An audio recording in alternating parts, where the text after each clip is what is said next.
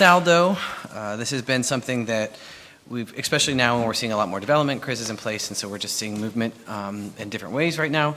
And we've, just as council, it's as you all know, you navigate it every day. It's a complex, it's a lot. And so just to help us and to help the public better understand just what this looks like and how we can best navigate through this process. So with that, I will go ahead and pass over to you all. Just going to kind of kick it off here. First, I'd like to say thank you because things have changed with this process, and so we are very happy to be able to come and talk to you about processes, what your role is in these in this policy and processes, and also to discuss how the city handles land development. And so also to note that we are always available to discuss anything, to talk through, to walk through, not only with our elected officials, but we are constantly reminding that in the public that we are here to help. And I think you'll see that through the presentation, that it's pretty clear that we've spelled out each step of the way. So, okay. But with that, I'm going to hand it over to Cooper to walk through the Saldo, the subdivision and land development process, and also we're actually beginning with the waterfront conditional use also, because that we have a hearing next week. We've had a hearing already just within the year, and so we want to make sure that you all are aware of the process that's in place. Again, the role that the City Council, that Planning Commission plays, and the influence or the reasonable conditions that can be placed on some of these projects coming through. And can I just say before Cooper starts, we have a lot, so this is a lot to get through. So hopefully we can keep it moving, but we want to answer your questions. And just to be clear, what you have in front of you is not the whole presentation. So Cooper's going to go through it on the screens. You have some handouts to support. I just don't want everyone looking, not knowing where we are. Okay? Thanks. Yeah, and feel free to interrupt with any questions, because it's a lot. But yeah, like Jackie said, we're going to talk about waterfront conditional use and then Saldo. We have some slides in there to talk about City Council's role in these processes and also the public's role in the process. And just to start, we're going to talk about three main documents, and we're going to probably slip into acronyms. So just to make everybody aware, we're going to talk about the zoning ordinance, the subdivision and land development ordinance, which is the Saldo, and the Pennsylvania Municipalities Planning Guide, which is, or Planning Code, MPC. And right off the bat, we'll get way more into this, but the difference in roles and responsibilities is that waterfront conditional use is approved by City Council. Subdivisions and land developments are approved by the Planning Commission and won't be in front of City Council. So waterfront conditional use, any development in the waterfront district, and this is the first page in the packet, the little map, this is the zoning map. Anything in the waterfront area, which is zones WC, WC2, WC3, WM, and WR. On the map, it's this blue shape along the water with the lines through it. And then there's another smaller piece off to the east. All of that is the waterfront area, so development in there goes through this waterfront conditional use process and comes before City Council. All of this is defined in Article 306 of the zoning ordinance. Many of the regulations that these projects will have to comply with are in the zoning ordinance. Excuse me, but we'll talk about a couple specific things that we felt were really important. First, any project along the waterfront, if it touches the water, has to maintain this public promenade right across the water for activities. It could be jogging, it could be biking, but that's a non-negotiable right in the zoning ordinance. That has to be maintained for any of these projects. All of the projects have to have a unity of character and design, which is a little bit vague. And this is the language that the Design Review Committee and Planning Commission are upholding. So if there's improvements to consider, I think some of that language would be a good place to start. There are also landscape requirements, how much of the sites has to be given over to green space and open space on the waterfront. Lighting and a number of other things like that, screening, are stipulated in the ordinance. And really, conditional use allows for greater authority in protecting public safety and welfare compared to use by right. So projects that are not in the waterfront, we don't have this level of scrutiny over, and we have less authority than we do in the waterfront. The flow chart off to the left is the next page in the handouts. You'll probably be able to see it better down here. But like I said, all this is dictated by the zoning ordinance and ultimately approved by City Council. And we'll just walk through the flow chart kind of quickly as if we were an applicant. So first, when they get in contact with our office, we encourage them to set up a pre-application meeting. And we include not only us in planning, but we'll include zoning and engineering and permitting and everyone who's available, just to make sure we're all starting with the same information, and establish the expectations for the developer at that meeting. When they submit an application, they pay the fee. All of the information that's required is in the application. And when we get an application that we deem to be complete, we pass it off to the Design Review Committee. The Design Review Committee is an advisory body. They're appointed by the Planning Commission, and they review the project for aesthetics, and they look at that unity of character and design and other language like that. They make a recommendation to the Planning Commission. The Planning Commission will hold a meeting that's the third Tuesday of each month. They'll look for compliance with the zoning ordinance and any of the adopted city plans, like our comprehensive plan, Erie Refocused. And then they will make a recommendation to City Council. That's when I'll send you the memo. And both the Design Review Committee and Planning Commission meetings are public meetings. So there's 2 opportunities for public engagement there.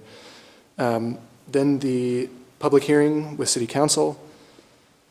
And we require an owner or representative to be present at those. We won't speak on behalf of the project. We ask somebody to come and do that. And that's another major opportunity for public input. And at the start of the public hearing, which I'll do next week as well, I'll stand up and read the comments that the Design Review Committee and Planning Commission have provided to City Council. At a following meeting, City Council will vote to approve the conditional use. And we'll get more into this in the coming slides, but City Council has the ability to place reasonable conditions and safeguards on a project. And we'll talk more about what those could be or couldn't be. And after that, if there's nothing else to do, they can apply for building permits, but likely they'll still have to go through the SALDO process, which we'll talk about. Cooper, was I wrong, or that originally wasn't this waterfront area supposed to be residential dwellings? How do we get to 30 apartments? A lot of it is residential, and there are a number of different zones within the waterfront area. So there's I understand conditional that. and residential. My And question was, how did the 30 units, I guess Mhm. this is all great, Yeah, but we don't get involved until down here. right. We should hear it right at the start, because I would have had a lot of questions about 30 apartments Sure, on a waterfront. sure. And I'm just, This process is dictated by the zoning ordinance. So if you wanted to change the process, then we would, changing the process, I'm just asking you a question. but You're it, not answering. but Well, it's I think dictated, she's- 30 apartments, right? yeah. Well, there must have been, I can't remember off the top of my head which specific zone that was in, but it must allow for that number of units, or it would never have gotten past our zoning office. That's my question. Yeah, I also want to add, and Cooper's going to go into that, the design review and the planning commission is appointed by you, council. So we'll talk about that. And if you are not feeling you're getting the information you want, those are your appointees. So at any point, you could step in there and make a change. No, my comment was we get information, but I think it's so far down the line, it's almost too late to have any real input anyway. And I think to Jackie's point, happy to hear if you think that needs to be changed. We could. Just as I said. yeah. And then getting into City Council's role in this process, of course, the public hearings. And we did want to just point out and make very clear that the public hearings have to be scheduled within 60 days of the request for the public hearing, or it's automatically assumed that it's approved, and City Council waives the right to review the project. So after the Planning Commission meeting, I send memos to the clerks and to City Council, and that will start the 60-day timeline from that request. Cooper, I'd like to just note, the hearing that we have that's on the 18th, that was approved by Planning Commission, or recommended to council on January 20th. So we are cutting it very short So when between you the say that 60, for the 60-day timeframe. When they must be scheduled, there's like, They is must- it scheduled and held? Held, yes. Okay, Yes. within 60 days Yeah, of the of the original request. request. Okay. Correct. And if not, per the MPC, per the state regulations, then it's deemed approved and goes In forward. favor of the applicant. Yes. Just to, So City Council can set reasonable conditions and safeguards on the project on top of what's laid out in the zoning ordinance. And the next page in the packet There's a lot of text that we won't specifically go into, but I would encourage you all to read it. I've pulled out some of it. Conditions cannot be related to off-site roadway improvements, so we can't really require anybody to improve the street in front of their site because it's not part of their project, and we can't tie it to a specific person or owner. But it could include screening, that could be, we want to see more trees between the road and the site, or we want to see a heavier fence that shields maybe some of their equipment that would otherwise be visible. It could have to do with lighting, if we're worried about over-lighting in the city, maybe especially on the bayfront. We could say, we want you to keep your lighting at a lower level than you've proposed. And it could also be operating hours, and if it's a certain use, we could say, we think that maybe you shouldn't be open past 9 in this area. Conditions are lawful if they're accepted by the applicant. So if the applicant does not contest them, and again, this is all on this page here, then they must abide by them, and it's part of the project. Nonetheless, when we had Dahlkemper stood up, and when he started, I thought he was really against the whole project. Right. All he was doing is throwing off steam. Yep. One little notation would have been good for us sitting here. Because if you don't have experience in real estate, Right. you can say, well, he's right, where are they going to put the snow? Or where are they going to do this, or where are they going to do that? These are all legitimate concerns. Sure. And like I said, I'm 35 years in real estate. I know a little bit about what I'm Yeah. talking about. And I don't think that folks that don't have that experience, you sit there, because I asked Danny, I said, are you for this or Right. against it? If you remember that meeting. Yeah. And he said, yeah, it's okay. So Yeah. that's when I said, okay. Right, and he was on the design review committee and had already voted to recommend it to city council. The rest of the story. Thank you. In bringing up that meeting, we talked a lot about the public hearing after that particular meeting because of some of the comments that were made that really were not pertinent to the public hearing themselves. And I know we've spoken to the solicitor about this, and that really during that time frame, that public hearing time, is for the applicant to address council, for the public to then come out and speak for or against. If you are to put reasonable conditions, that then would come between the public hearing. You would work with Cooper and the applicant between the public hearing and when you take the vote. So not to say that you couldn't ask questions around, the development, but imposing anything that is irrelevant or not pertinent. Thank you. That's what I was saying. Right. After the fact, it's almost like, what do you think, slap Scott for his new hotel? We're not going to turn that down. He got the money from the state, so he's going. It's going to happen. That's different, totally different and unique than apartments, which, even if we had condos there, at least we have real ownership. I worry about the future. I won't be around. I'll be dead by the time the 10-year LRTA wipes out on those apartments. And we're going to talk in the comprehensive plan part about zoning updates. And so I think if you're seeing things that you don't like, whether it's numbers, size of developments or use, you can update. That's within your purview. It is to change the zoning ordinance. And so I think that we should have that conversation when it comes time, because maybe there's changes to make. Jackie, I want to confirm, they're not going to vote. So after the day of the hearing, they're not voting that night, correct? So they have time. Great. So they hear, and then there's work to do. And Great. there's 2 votes, and so they'll hear, and then if you do want to impose reasonable conditions, that's when, and we did this a little bit with the apartments for the last waterfront conditional hearing. You would then ask the questions, and you could directly ask those questions to the applicant, or you could work through Cooper to have Cooper ask them to the architect or to the owner. But yes, right. How do those get tracked and then relayed? So if we, as counselors are independently going out and asking, how is that information then coming back? Like, is it, so if we're, what I'm worried is if we all are going out and then that information not be coming back to you, and then those accommodations maybe not showing up into fruition. Is there a better process in which we can implement? So if we're asking, then making sure it's inevitably getting back to you, so that could still be in the application, or not the application, but like before we go into the vote? I think that's a good question. Are you collective, can we somehow collectively ask some of these questions? And you did that before. I mean, Yeah. I think you wrote us an email with many of questions that you had on that development, and then we got back to you on that. And I think the solicitor also spoke to many of the council members.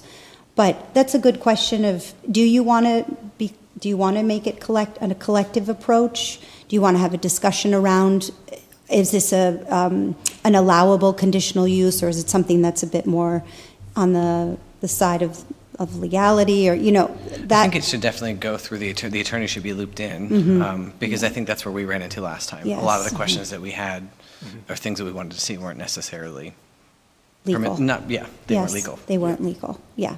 So I would imagine you could have a discussion, at some point at the end of the hearing, I would imagine, to just talk amongst yourselves, or perhaps before the first vote in that caucus. Yeah. Perhaps someone could have collected and make the recommendations, the solicitor can be there, and we can do that back and forth.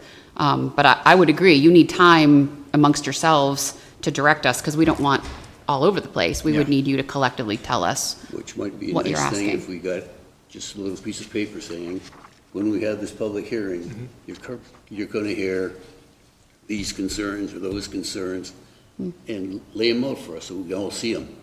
And then, instead of being deluged at the last minute to make a decision, we're just going to say, oh, we'll go with it. But at least we'll know what we're coming up against when we sit down.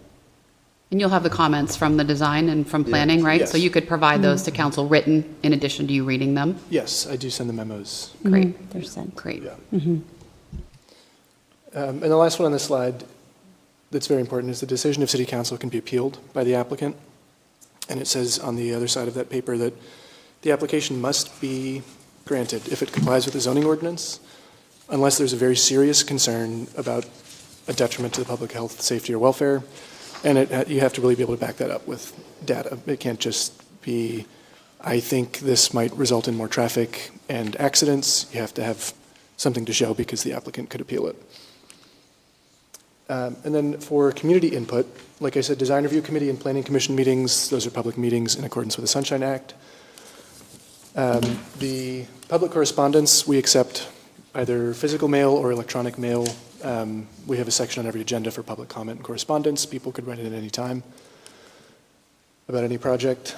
Projects under review are made available for public viewing. We have them upstairs in our office, and we're also posting them on the website. Just last week, somebody came in to look at the Marriott plans with me, and we sat down and walked through them and talked about what it was. We encourage, although at the moment we can't require applicants to meet with neighborhood groups, but What happened to the map? that's later. No, this map. Yeah, that's on a different one. Oh, sorry. That's later in Salem. Sorry. No, that's fine, that's fine. Is, we can encourage what we can't require. Is that Correct.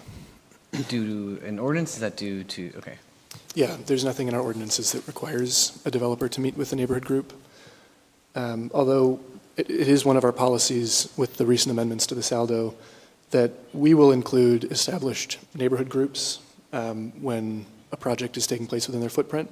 And in our application, which we'll show you in a bit, there's a question right on there that makes the applicant say either, yes, this is in a neighborhood group, or no, it's not, and it tells them which one, and that will notify us to start involving the neighborhood group. So that they're aware of it the whole time. And then, of course, there's public hearings before City Council. The public notice is posted at the site for 1 week. This is a picture of the one that went up just this morning at the site of the proposed new hotel on the Bayfront. It's hard to see in this picture, but the little piece of paper there just gives the time and the date of the public hearing and what it's for. So anybody walking by can see it. Legal advertisement is published through the clerk's office 2 weeks in advance as required. And then as a courtesy, we also send out mailed notice to neighboring properties within 500 feet of the site to make sure everybody's aware of it. And again, established neighborhood groups are notified if it's within their footprint just by default, no matter what. Public viewing, like I said, people can come in and view the drawings in person. They can stop by and look over the plans, but I do think it's important to say that we will never speak on behalf of the project. We won't speak for the developer, we can't tell them what their intent is, but we can show them the drawings and answer any questions they have about the process and what's on the paper. And we would never advise anybody on how to vote, of course. We're also posting them online on the website, so any project that's currently under review, the two that we have scheduled public hearings for, are on there now. Anybody could view them at any time. And then this is just a picture I put in there of where they are on the Planning Commission page. About halfway down, if anybody asks you, there's a little section called Projects Under Review, and they can access the drawings right there. You were going to mention something about next week's hearing. I don't know if Yes. you would want to do that right now. Yeah, probably. We're hearing a lot of chatter about next week's public hearing, and I think we're expecting quite a few people to show up and discuss the proposed hotel. Now, do they still have 5 minutes, or can you cut it to 3 minutes, or? That's a city council rule I'm not familiar with. Yeah, I don't. Looking at the solicitor. Yeah, This is where it's a public hearing, so they're only supposed to come up and talk about What's the relevant? project. right. They're not supposed to deviate into some other subject. Mm-hmm. So if one of them starts to talk about sky's blue or whatever, whoever's presiding should say, excuse me, but that's not on topic, let's stay on topic. If they want to speak a second time during public comment on other things, that's what public comment is. What we're gonna get at that meeting is a lot of people, you know who I'm talking about. Last hotel Scott put down there, he did not do all the things that he promised to do. Sure. That's where we're gonna fill this room. And I think, I really appreciate, you saying that, Ed, but Cooper saying it out loud, and I think that's why we wanted to do this with you, because we don't want you to be caught off guard. We want you to feel empowered and educated and know, like, how you can handle that, because we do anticipate it, and that's why we want to just help you, give you as much information as we can, so that when you're sitting there listening to all of that, you really, you can deal with it, and you have the information, so. And some of the questions at the previous meeting with the dog campers, it was, did it go through zoning? Yes, absolutely. It starts in zoning. Did we do engagement? You just saw the process that is required per the Sunshine Act and a courtesy that we do to the community to notify and make sure that the community is aware, especially in the surrounding and adjacent properties, that they're aware of the public hearing. So there was some question from council members last time is, did we do these due diligence? And that's the importance of showing you what goes on behind the scenes before it gets to council for the public hearing. So, And that's the end of the waterfront conditional section. I don't know if there are any questions before we get into Saldo.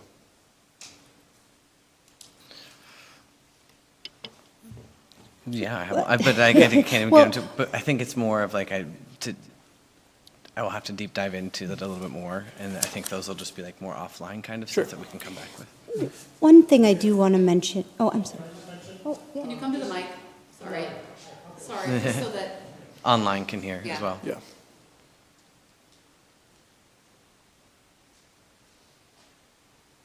I think actually what would be really helpful for council, so next week, it's a public hearing, but it's specifically for a conditional use on the waterfront. So it's very close or almost exactly what the zoning hearing board would do on a specific piece of property in the rest of the city. So what I would encourage you guys to do, or maybe planning could provide it, is look at section 305 of the zoning code, which specifically goes over conditional uses. Then go over section also 306, which outlines stuff that needs to be included on the waterfront. It talks about the harmony, it talks about the screening, and all sorts of other things. And I think, and if you go through those two sections, they're quite lengthy, but if you go over them, you'll be able to get in mind what you're supposed to be looking for. And then when you see the actual plan of the developer, you'll be able to maybe compare that. Because if they don't have screening, then they need to include it, because it's in our ordinance. And that might be helpful for you guys to prep for next week, and help your questions kind of be more pointed and maybe more effective, is my question. That's all I would say. That's my suggestion. Thank you. And that is precisely what the design review committee does, is that they don't put any reasonable conditions. They can, but their job is advisory, is to say, have you met all of the things in section 306? And if you haven't, then you need to adjust your development plans, and we will approve it and allow it to go to Planning Commission. If they do that, then it goes to Planning Commission, and Planning Commission says, okay, you have satisfied what's in the code, and then now it goes to council. Where council has more of the role or influence is that you then can put those reasonable conditions on. Where I struggle is that the language is vague. It's not gray, but it's vague, so it's a bit subjective. And we talk often about how do we improve, how can, not necessarily improve, but what other sort of regulations, maybe design regulations or other regulations could we impose in this area that's so important, that would allow us more, or allow for more boundaries or shaping of that area. So you can do it through zoning ordinance, you could do it through a historic district with design regulations. This is already an overlay district. You could, build up this code 306 to have more regulatory language. And when I mean regulatory, obviously it has to be somewhat flexible. We're not going to impose exact materials on things, but you could have suggestions for those materials and have a list of materials that a developer would have to pick from. You could impose bird-safe glass, which you may hear that next week, because the Scott's Hotel does have a lot of glass on it. We've read some comments online that talk about that. Other cities do impose that, to have that type of safety measure when they build, have land developments, so, or buildings, construction. I don't know if you want to speak to any more of that. Yeah, when we're talking about materials, I think that's a good point. The submission to the design review committee, they have to submit a packet of the materials that they're proposing for the building. And they say, we want to use orange brick, we're going to have this kind of glass, there's going to be metal trim, the lighting fixtures are going to look like this, anything that's visible from the exterior. And where it gets a little bit tricky, maybe for the design review committee, is that they have to look at that and then look at the language and determine if that has unity of character and design, Yes. if it achieves harmony. Right. And so that's where I think maybe the weak point is, because they have to uphold something that isn't really measurable or defined. But again, all of that can be changed by council. If council so wishes at some point, these are amendments that you can make. And I do want to say again, I've said this, I think, to all of you, I think there's some of this concern is around the what and the how it's built and that. And then I think there's a larger concern about the public's ability to determine what that waterfront and bayfront look like. And I think that's where now we're starting to feel the tension. And so as I've shared with all of you, and I'm kind of pressing my partners, because there is a plan in the works to do a master plan for the waterfront that would be community driven and have community input. It hasn't been announced yet. It hasn't been launched. I wish it had, because I think it would satisfy some of the concerns we're going to hear. But in the meantime, all I can say to you is that's coming. We had these two projects, the Scott Hotel and the Market House. To your point, Mr. Brzezinski, they're very far along in the process. It'd be very difficult to pull them back. I'm not saying impossible, but difficult. But moving forward with the rest of the Bayfront, we need to have a community-driven master plan. And so I hope that once we get through this, once you understand the process, once you hear from us the places you could make changes, and once this community-driven process starts, I think hopefully moving forward, we'll find that there's less tension because the public will feel heard. That's my hope. Community access is one of the biggest features of everything. And that's where they come in with things that the Hampton didn't do, they promised to do. I don't know if you could put punitive damages on it or not, within 60 days of your finished hotel, you can either fix this, or we charge you $500 a day until you fix it. Make sure it gets done. I'm just floating things out. Yeah. Because after he's got his money and after he's got his hotel, just like the last one. What's the enforcement if they don't abide by the conditional uses? If they don't abide by At the which level? if they don't abide by the conditions the council puts on them, If they're reasonable conditions, if they don't, abide, then they wouldn't, I but what if would they're done? To presume- Mr. Brzezinski's point, what if they're done? and they haven't. Is there an enforcement action?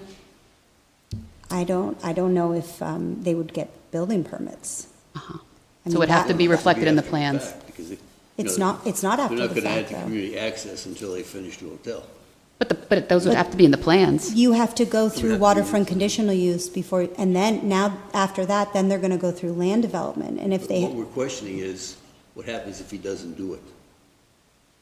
And we don't have an answer for that yet, right? He doesn't well, do we it, he wouldn't walks issue away. the building permit if they don't get the conditional use approved. But I think the question is if they're done, Oh, I'm they already sorry, have the they're already permit, done. the Yes. hotel's Okay. up. Yes, That could be one of the updates I think that we should absolutely be sorry. reviewing. Yeah. we can look into Yeah, that. With yeah, the- we can give a Yeah. more specific answer, Yep. but there's, I'm sure, something about as-built plans that the city receives when a project is done to inspect that it was done Well, per the that's in the plans. saldo. Yeah. Yeah, one of the amendments we made in the saldo was to receive as-bills. And we were not, we did not require that previously. And so when we went through the amendment chain in October, that's a requirement to receive those. But in terms of enforcement, closing that I loop. think what is- he might be talking about, and I don't want to speak for you, but like the green space that was supposed Yeah. to be put down there, Yeah. and that hasn't been done. Is there any repercussions from the Yeah, city? and I think we need to look into that. I Right. mean, I am wondering, though, with COs, like if COs would not be, certificates of occupancy would not be issued if it wasn't built to plan. And if the green space was in the plan and it wasn't made, then That's what I perhaps there meant. could have been an Yes. opportunity to not issue Yes. the certificate of occupancy. So maybe there's some tightening up, we can get some clarification, but I would think that would be the place. And that we that's could- where I kept saying that, but that's what I meant, is like, I don't think you'd get your permits that you needed or required, but you will see the On percent, paper, you'll see it's done right, but with the Hampton also. you'll see that green space percentage at next week's meeting as well. They lay that out and show the calculations and all of that. And I think, if I remember correctly, the history of the previous hotel, there was green space, but then they built the out, Miniature? no, the, Beer garden. the beer garden, yes. And so that then became, right. So it was in the original plans, and then the beer garden popped up, yeah. So, Probably should move along to Yes, Saldo, because I know you yes. have a lot. Yeah, okay. So the subdivision and land development ordinance, the SALDO, dictates how land in the city is divided or developed. It ensures project coordination across multiple departments within the city, but also external partners like the Erie County Planning Department. And so a distinction, the zoning ordinance governs what can go where and how it sits on the site, and how far back from the street it has to be. The SALDO focuses on how land is planned and built out and what actually ends up on the site. So we did some amendments last fall, some of you may remember, that brought us into compliance with state level laws and regulations such as the MPC. And then this is the next handout. And this is a little graphic that I made that explains the main functions of the SALDO, which are protecting public health, safety, and welfare. We've gone back to that several times. That's the topmost priority. Ensuring roads and stormwater facilities, making sure that every site has access to it and the infrastructure that it needs. Protecting from natural hazards by planning ahead and making sure that land is developed responsibly. Establishing orderly land layouts, making sure that our city is regulated and we know where everything is and where it's going. Protecting groundwater, a major part of the SALDO review process is stormwater involving the engineer department or engineering bureau. It's providing opportunity for public input, which is what some of our amendments last year focused on, and ensuring that there are steps along the way for the public to get involved. It establishes reasonable design standards. That's where we lay out how everything has to look, what it has to conform to. And it also guarantees that public improvements are constructed as needed. So we know when a project is coming, we'll know what sort of sewage outflow they're going to need, waste management, all of that kind of stuff is involved in the SALDO review. And then very quickly, we'll talk about subdivisions and land developments, which is the SALDO. Subdivisions are dividing existing lots or moving lot lines generally. So you can see the green graphic on the left, taking one lot, subdividing it into two. On the right with the blue, taking two existing lots and moving a lot line. We see these ones pretty frequently. If somebody wants to give their neighbor a bigger piece of their backyard that they're not using, that's a subdivision to move that line. There are really specific cases like roadway dedications. Maybe you've heard about one that's coming on Front Street as part of that PennDOT project, the new road down there. Although it's a roadway dedication, the city reviews it as a subdivision. Land developments are constructions of new buildings or improvement for any purpose, either all at once or in phases, including non-residential construction. There are a couple of specific exceptions, like we don't need to review single-family housing. If we were reviewing every single-family house, we wouldn't have time to do anything else. Accessory buildings on a lot containing the primary building, if you had a grocery store and we're thinking about putting up a greenhouse to grow something on the lot, we don't need to review that. Or rides or facilities at an amusement park. We don't have any amusement parks within the city limits, but that's an exception in the MPC. So the process, like I said, involves multiple departments and agencies, internal and external. But the first step is always zoning review. When something comes in, it goes to zoning. If it doesn't comply, it stops right there. It doesn't go any further than that until it meets the requirements in the zoning ordinance. All of the procedures are laid out in the saldo, in that ordinance. And I've made a bunch of flowcharts and checklists and various other graphics. There's a couple more in the packet still to come for accessibility and making sure that everybody has the information in a way that they can understand probably better than the ordinance text.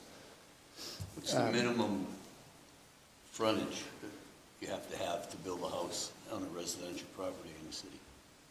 That, I'm going to give you a little history. It used to be 50 feet. sure. And Yeah. back in the 70s, they had that FHA 245 program, and we filled a lot of 35-foot lots.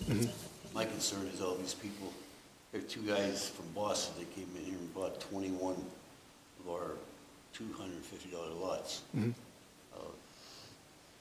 I didn't school all those lots to see, but I don't think they even make the 35-foot, and a lot of them are small. But I can't find, before it was 50 Yeah. feet or 35 feet in the city, like I said, and then it was so much frontage, like up in Glenwood, you've got to put 1,600 square foot house. So you have to have so many square feet of property that will school that 1,600 square foot house with the total amount. You remember the coverage here? I don't know it off the top of my head. No, it's in- We'll find out and get back to Coverage you. used to be like 60%. Yeah. You couldn't go over or under it. Yeah, But it's concerned, because a lot of people came in here and bought a lot of those lots. And I Yeah. think we're protected. We can't even have manufactured homes in the city right now, which is yeah, good and bad. Manufactured homes are pretty nice. yeah. That would vary by zone, and we Yeah. can ask the zoning Digress. office, yeah, and get back to you on that one. So we will walk through the process quickly on this first flow chart, the minor subdivision or land development. The major is pretty much the same, except major goes through it twice. But optional but encouraged at the top, we have a pre-application meeting similar to waterfront conditional use. We gather everybody together, make sure we're all working from the same information and meeting the applicant. And then we offer a site inspection where we send a zoning officer and an engineer out to the site, and they walk the site with a developer and talk about what earth is going to be moved and get a sense of the project. And then we offer a sketch plan submission and presentation, which is an informal presentation to the Planning Commission, where they can make the commission aware of the project and get some non-binding feedback from the commission on what they might be looking for going forward before it's approved. For a minor subdivision, and a minor is anything less than 5,000 square feet, or 5 lots for a residential project, it just goes right to a final plan submission. So they send us in the plan, they go through our new online application and pay the fee. Once I get it, I do a review to make sure that everything that's required is in there, and then I send it to the city engineer and the county planning department, and they have 30 days to do their reviews. When we get that back, we put it on agenda for the Planning Commission, and the Planning Commission will have one of their public meetings once a month, and they will make a decision on whether or not to approve the subdivision or land development, and that's the final approval. Do we have a frontage, or don't we have that anymore? There is a requirement, yes. What is it? I don't know the number off the top of my head. Yeah, but we can ask the zoning office. That would be in their ordinance. Once the project is approved, the applicant records it with the county recorder of deeds, and if it's a residential project with more than 25 units, I send a notice to the school district and just inform them that there's an increase in residential capacity, and maybe they'll have more students. And then the next flow chart, the major subdivision or land development is identical, except for the fact that a major subdivision or land development over 5,000 square feet first submits a preliminary plan and goes through the whole review process, gets approval from Planning Commission, then they address any comments and submit a final plan and do it again. So for a major, there's 2 opportunities for the Planning Commission, for the public, and for staff to review the project. I just want to say one more time as Cooper's doing this, well, 2 things. First, I don't think we can state enough how important it is that when projects are going, they're starting at zoning. We're running into some issues where people aren't aware that that's the first step. They've moved along in the process. Now they didn't know they needed a variance. They didn't know that they had a change of use. And, you know, it's upsetting to them and they've put money. So we're trying to get the word out as much as possible. In fact, I sent out an email to like our small business partners, anybody who's counseling business development, please make sure that your folks are going to zoning first. And the second thing I want to say is those planning commission meetings, you know, I know Kathy is there, you know, they're online. I would just encourage you, to your point about when are we going to know, that's where all this stuff is happening. And I know you all can't be here, but they are streamed. And so if you're ever curious, it's a good place to just kind of see this process that Cooper's talking about, because there is a lot of back and forth with the developers, and I've seen that, you know, so I encourage you to the extent you can to watch Gives us some a of those. heads up too. I'm sorry? It's a nice heads up of what's going to soon be in front of us as well. And we have the plans posted also on our website, on the city's website, and the Planning Commission's website. City Council's role in the land development process is less than in the waterfront conditional use because the approving body for subdivisions and land developments stops at Planning Commission. But like we've said, appointments to the Planning Commission are made by the mayor and confirmed by City Council. So there's an opportunity there just to make sure that everybody's qualified and shares the same objectives. And in fact, we have one on your agenda for next week, just if you want to look for it. Thank you. Amendments, excuse me, amendments to the SALDO and other ordinances are ultimately approved by City Council as well, which we did last fall, if you remember. And City Council can suggest amendments to ordinances for us to look into and prepare language and do the research. And we can be a resource there. If there's concerns about parking, you could say to us, you know, we would like you to investigate solutions to parking in the ordinances, and then we would prepare an ordinance and bring it back to you. Community input, this is the map that I think you were looking for. Yeah. Planning Commission meetings also public in accordance with the Sunshine Act. Public correspondence, again, we accept by electronic or physical mail. Plans under review are posted for public viewing. Applicants are strongly encouraged to meet with neighborhood groups, and established neighborhood groups are included by the city where appropriate. And this is the map that's in our application that we've put together of the established neighborhood groups in the city. We vetted it through these organizations and made sure all the boundaries were correct, and we had contact information for all of them. And in the application, when someone submits, and it will let them know you are in the Central City Neighborhood Watch, and we will contact the Central City Neighborhood Watch and make sure that they're aware of the project, encourage them to meet with the developers, and invite them to any pre-application meetings or planning commission meetings that we're having. And again, I think it's the same slide as before. We have the plans available upstairs. You can view them online on the website. And I think you're going to... Am I doing this one? Yeah. We establish relevant policies and procedures for SALDO. One of them is that we are not accepting a combined preliminary or final application. So in some municipalities, based upon some criteria, you could potentially do a combination of the preliminary and final. At this point, we are not accepting that because this is a new process. We're vetting through it. Maybe at some point we could change that if it's going to work for the city, but at this point we're not giving any exceptions. The city can refuse a plan if it doesn't meet all requirements, and reasons will be communicated to applicant. Fees are, oh, I'm sorry, which one is it? This one? Oh, here we go. Fees are not returned for plans rejected by the Planning Commission. Zoning approval must be obtained before an application is submitted, like we discussed. And we're actually even looking into possibly having a zoning permit where before you go through even waterfront conditional use or the land, or Saldo, or you would have to have a permit, a zoning permit to apply for an actual building permit. So that's something else that we're looking into too, to solve some of these issues that are coming through that the mayor was talking about. Additional approvals such as conditional use must be obtained prior to the submission of a subdivision or land development plan. Also, if you do have a variance, you have to go, if you have a need for a variance, you'd have to go through zoning hearing board or historic review commission if it's a locally designated historic landmark.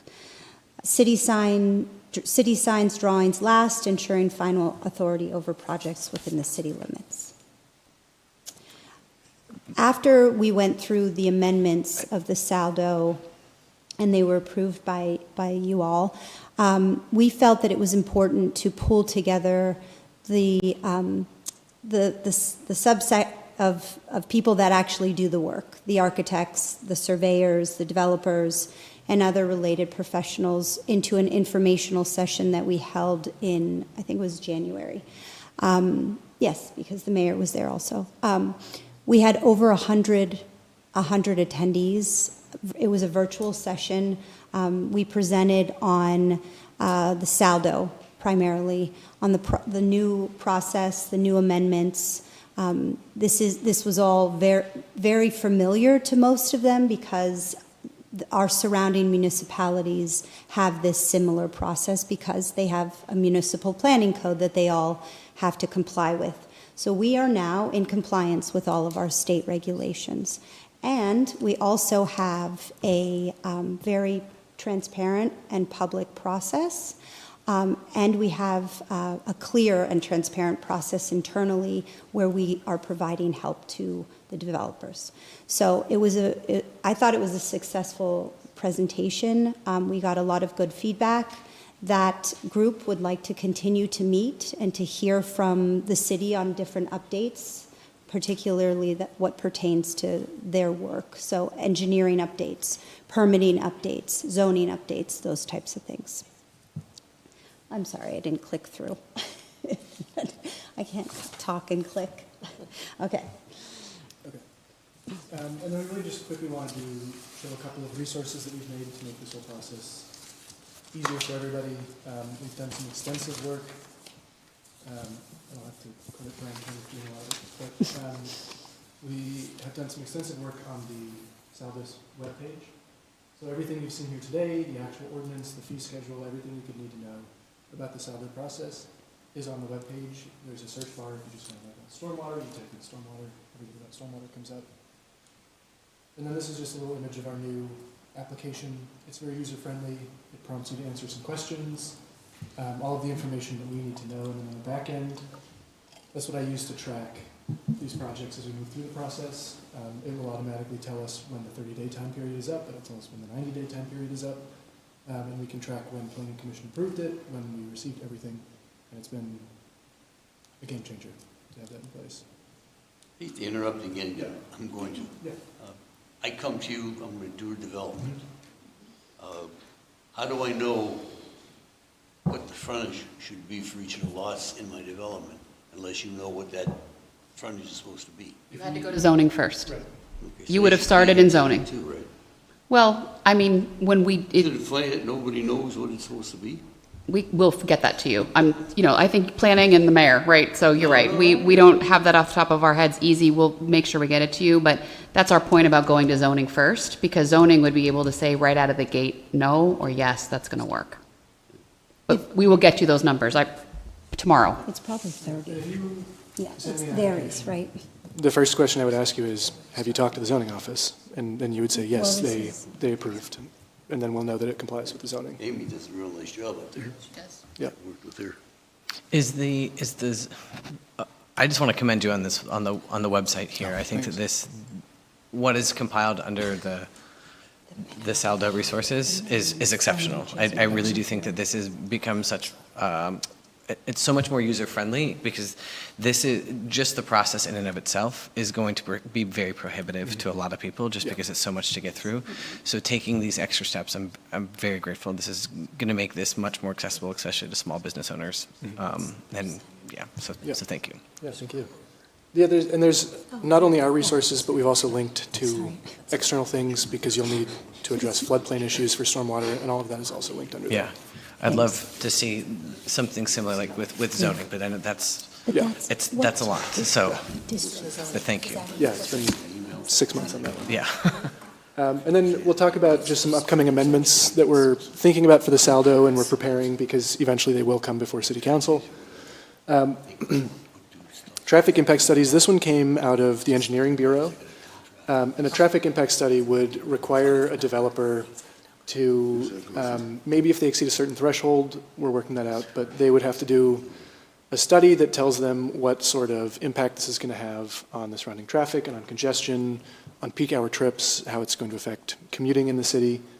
And we could require that maybe, I think what we're thinking is we'll tie it to the high injury network that came out of our Safe Streets for All Vision Zero plan. So any project along there would have to complete one of these traffic impact studies. Parking demand studies.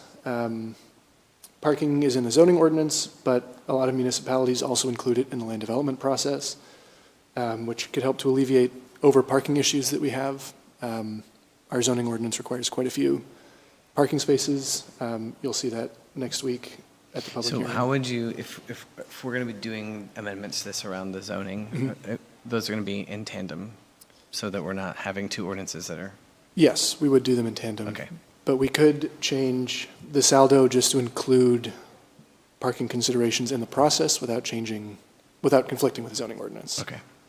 I think we do And we need can't do to. that with those two that are going up for us. That's too late. Yeah. Yeah. But we could incorporate both on-street and off-street parking. Additions to existing buildings, this is a policy that we already have in place, but we're going to formalize it as an amendment that any building addition over 5,000 square feet, we won't need to review. We won't have to put somebody through the months-long process if they're adding an elevator shaft. It just wouldn't make sense. And then community input, we really want to solidify ways that would require developers to meet with community groups, with neighbors early on in the process before it even gets to planning commission to make sure that it's happening. And we want to find a solution, of course, that's not onerous on a developer, but make sure that the public has an opportunity to be involved from the earliest stages. Any questions on saldo? It's 30 feet of frontage. Just Googled it while we were sitting here. It's in the ordinance, 30 feet of frontage for residential. That's what it says right here. I'm going to screenshot it and send it When to did they you. sneak that one in? It says it right here. I mean, They had it dropped to 35 in 1970 something. I'm going to send you the screenshot, and we'll send you the link tonight. Change. Yep. Is that one of his Nelson changes when he did all those things? Perez? Or don't you know? I have no idea. That one will require me to do some diving on the numbers there 30 too. feet, I mean. Then we'll move on and talk quickly about the Planning Commission. Like we've said, the Planning Commission approves subdivision and land developments. It's a 5-member commission. 2 of the members have to be licensed architects or planners.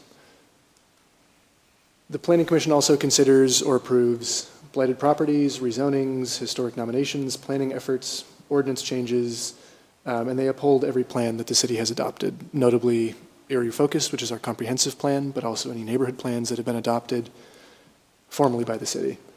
And it's the only agency at the city really that's tasked with thinking about the future.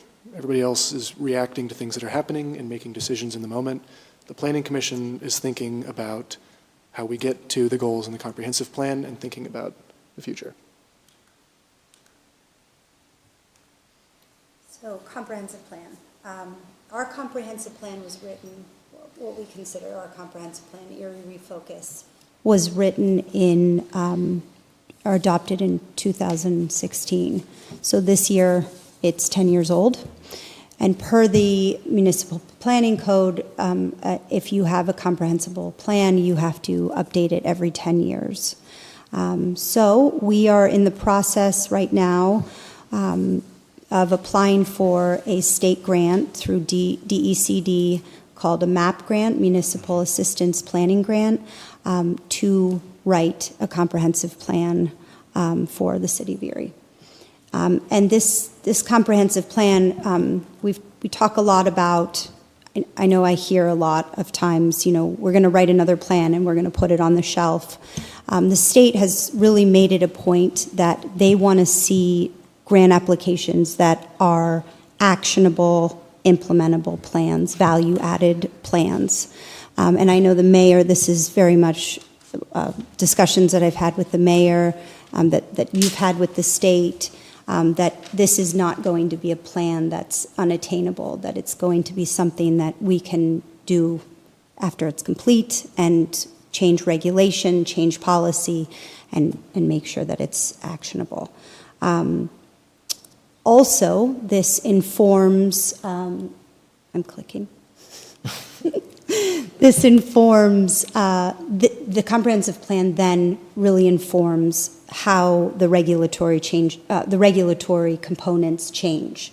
So if we want to see more commercial neighborhood in a certain area, which right now we don't even have commercial neighborhood in our zoning ordinance, then you would write in the code areas that would be zoned for that particular land use.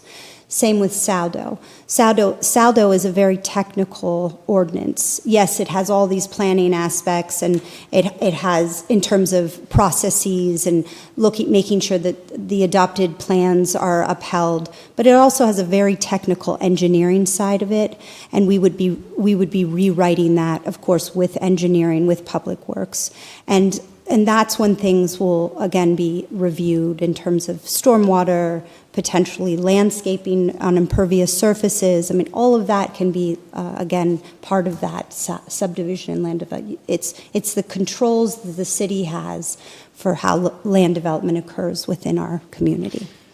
I would encourage to make sure that this is one of those areas where I push in, and I'm not insinuating that you weren't going to do this, but to make sure that it's not just engineers, and so that we have really strong community input on just, because sometimes it gets lost, Well, right? and no, that's a very good point. Both of those, comprehensive plan and a zoning and SALDO rewrite, have a engagement component, absolutely, because we don't know what the community wants. We need to understand what the community needs are, the priorities. I mean, we have an idea because we have a 2016 plan that was written with needs and priorities of the city, many of which have not changed, but some have changed.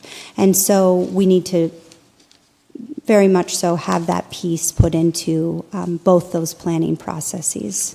And I would say to Jackie's point, the state has also encouraged us and said we're on the right track because we're doing the STAMP plan. That's the grant that is getting us the work with PFM.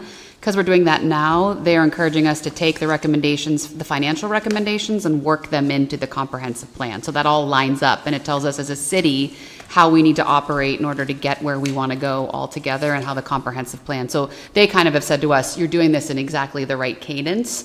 And to your point, when we go out for a consultant to help us with that comp plan, we'll be able to tell them what we're looking for and how we want to do it. Yeah, I think one of the biggest frustrations we've seen as council, and what we hear when individuals come in, is the plans are kind of handed to us, but they're not made with, right? And then they're not lined up with the budget, and so it's like wishful thinking, and so then we don't see things come to fruition, and the community voices are never upheld, and so there's this frustration cycle. So I'm grateful, and I didn't mean to insinuate that that's not what was happening, but just so that, I guess, on the study session record, that we're making sure. Yeah, thank you. Thank you. So we put this slide up here because, one, it's our sort of North Star, I think, for not just for the administration, but this is where the planning department and the comprehensive plan hold these buckets or these priorities.